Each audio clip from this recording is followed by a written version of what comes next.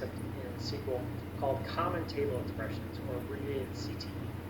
Now, this is a new feature that's only in later versions of MySQL, and some databases don't support it yet. So look at your reference manual for the database you're using if you want to use this feature, but make sure you at least understand. Okay, so sit back, relax, let's have some fun. All right, so the syntax is mainly you're going to say the with keyword followed by a name and then a subquery. And there's a special recursive syntax we'll talk about. You can define several CTEs in one statement separated by commas. We'll see an example. So here's an example of two CTEs defined with one with statement. The first one's called summary, and we say as, and then in parentheses we have our query. We can now refer to this query anywhere else by just using the word summary as if it was a table. Top in state is the second CTE. Again, it's got its own standalone query. So now in a query here, you can see we can use from summary, join top in state, and we treat summary and top in state just as they are tables, but there's really queries that have to be executed. It just simplifies our expression of the queries. Instead of using inline views that we saw with subqueries earlier, we've essentially given them names and defined them earlier.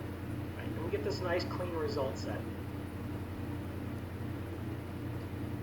Next, we want to look at the special case of recursion. And the standard recursive database example is an employees table. So here you see a sample of the employees table. Every employee has a unique identifier of their employee ID. But every employee also has a manager ID, which is a foreign key to itself. Okay? So you'll see that Cindy Smith doesn't have a manager. She's in charge. But Elmer Jones' manager is Cindy, and Ralph's manager is Elmer. Right? And so you can follow this through by recursing back to see who reports to who. So if you think about it, Ralph reports to Elmer, who reports to Cindy. So Cindy's sort of a grandparent of manager. Right. So you can express that with common table expressions by using the with recursive keyword. And you always state the base case, the non-recursive query first. So here you'll see we're selecting the employee ID, and then we concatenate the first name and last name with a space to get the employee name. And we're giving them a ranking, essentially to see their order. So here we're saying the ranking is 1. Okay, this is coming from the employees. And we're only retrieving when the manager ID is null, so we get none of the recursive. And then we're going to union all, and we have a query that now joins employees with the employee CTE itself.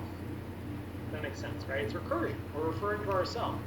And we're joining on the employee's manager ID equal to the employee ID from that non-recursive version.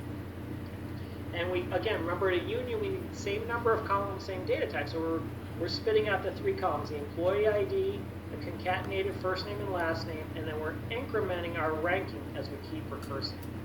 Okay.